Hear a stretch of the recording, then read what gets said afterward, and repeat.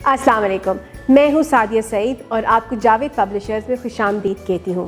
اس video میں ہم kids الف بے جیم گریڈ 3+ کے سبق زے کے بارے میں پڑھیں گے، تو چلتے ہیں اپنے سبق کی طرف۔ السلام علیکم، کیا حال ہیں آپ لوگوں کے؟ آہستہ بولو، ڈوڈو کو چوٹ لگی ہے۔ کیا نہیں بتاؤں، لیکن آپ نے اتنی پٹی باندھی ہوئی ہے تو نظر تو آ رہا ہے سب کو۔ ڈوڈو کو زخم ہو گیا، زخمی ہو گیا ڈوڈو۔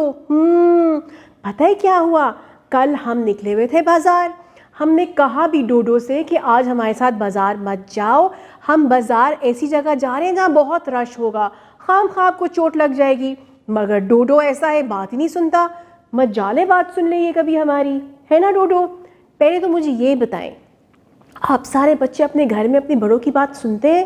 جب آپ کے بڑے آپ کو کہتے ہیں کہ یہ کام نہیں کرنا اور یہ کام کرنا ہے تو آپ ان کی بات مانتے ہیں؟ شاباش، بہت اچھے بچے ہیں، اور آپ سیکھیں ان سے کہ جب کوئی بڑا بات کر رہا ہو تو اس کی بات سنتے ہیں، وہ کسی وجہ سے کہہ رہے ہوتے ہیں نا۔ دیکھو اب لگ گئی نا آپ کو چوٹ، ہو گیا نا زخم ہاتھ میں، چلیں کوئی بات نہیں، اگلی دفعہ مجھے پتہ ہے آپ ہماری بات سنیں گے، آپ اچھے بچے ہیں۔ اب ہم بتاتے ہیں ان کو کہ زخم ہوا کیسے، ہے نا؟ بتائیں۔ اب ہم گئے کل بازار، امی نے جانا تھا زیور کی دکان پہ، امی نے کچھ زیورات دیکھنے تھے، تو وہاں پہ جب ہم دکان پہ گئے تو وہاں پہ پڑی ہوئی تھی ایک زنجیر۔ ڈوڈو کو تو وہ زنجیر بہت اچھی لگی۔ اب امی نے اس کو بولا بھی کہ ڈوڈو زنجیر سے زیادہ مت کھیلو، خام خواہ چوٹ لگ جائے گی، مگر وہی والی بات، ڈوڈو سننے والا تھا کوئی؟ اس نے زنجیر کو ہاتھ میں لپیٹا اور زور سے کھینچ دیا۔ پھر کیا ہونا تھا؟ زنجیر نے ہاتھ میں کٹ مارا اور اس کے خون نکلنے لگا، خون۔ ہاں جی مجھے پتہ ہے۔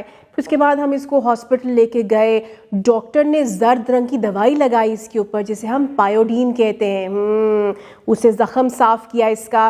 پھر ہم گھر واپس آئے تو ہماری جو دادی جان ہے ان کے پاس زمزم کا پانی پڑا ہوا ہے، آب زمزم۔ پچھلے دنوں وہ گئی ہوئی تھی نا عمرہ کرنے، تو وہاں سے ہمارے لیے آب زمزم لے کے آئیں۔ تو دادی جان نے ڈوڈو کا زخم کو دیکھ کے اس کو آب زمزم پلایا اور ساتھ دعا مانگی کہ جلدی ٹھیک ہو جائے۔ تو اب آپ بھی اس کے لیے دعا کیجیے گا کہ ڈوڈو کا زخم جلدی ٹھیک ہو جائے۔ پھر ہم چلتے ہیں اپنے سبق کی طرف، اور تب تک ڈوڈو آپ سائڈ پہ بیٹھ جائیں تاکہ ہم اپنا سبق ختم کریں اور پھر آرام سے ہم دوبارہ سے ڈاکٹر کے پاس جا کے پٹی بدلیں، ٹھیک ہے؟ اللہ حافظ۔ ڈیئر ٹیچرز، زے کی کہانی سنانے کے بعد ہم چلیں گے اپنے زے کی سبق کی طرف، اور اس کے لیے ہم استعمال کریں گے اپنے فلیش کارڈز۔ جی وہ فلیش کارڈ جو جاوید پبلشرز کی طرف سے آپ کو فراہم کیے ہوئے ہیں۔ ہمارے پاس وہ ہے زردی، زرافہ اور زیبرا۔ جی یہ والے فلیش کارڈز آپ بچوں کو باری باری دکھائیے، ان کے بارے میں بات چیت کیجیے، پھر انہی فلیش کارڈز کے اوپر موجود تصویروں کے ناموں کے اوپر فوکس کیجیے، ان کے بارے میں بات کیجیے، اور اس کے ساتھ ساتھ بچوں کو یہ بتائیے کہ ان نام کی شروع کی جو آواز ہے وہ کس سے شروع ہوتی ہے؟ یہ ہے زے ز، زے ز زردی، زے ز زرافہ، زے ز زیبرا۔ بالکل۔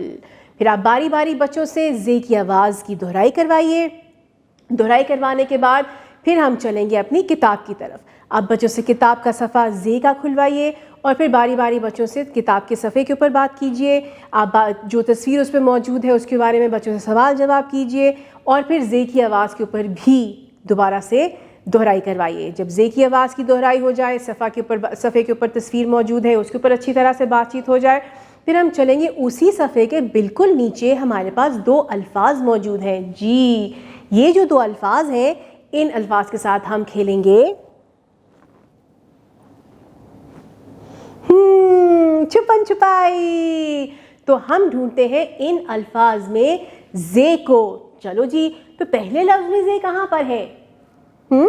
جی بالکل درمیان میں ہے، اور دوسرے لفظ میں زے کہاں نظر آ رہا ہے؟ ڈھونڈو تو صحیح۔ یہ تو آخر میں آ رہا ہے۔ زبردست۔ باری باری مختلف بچوں کو کھڑا کیجیے اور ان سے یہ والی ایکٹیویٹی بار بار کروائیے تاکہ ان کو اندازہ رہے کہ زے کی شکل دکھتی کیسے ہے اور زے کی آواز ہوتی کیسے ہے۔ زے کو لکھنے کے لیے ہم نقطے سے نیچے سیدھی لائن لے کر آئیں گے اور پھر ترچھی لائن ڈال دیں گے. اس کے اوپر ڈالیں گے ہم ایک نقطہ اور یہ ہے ہماری زے کی شکل.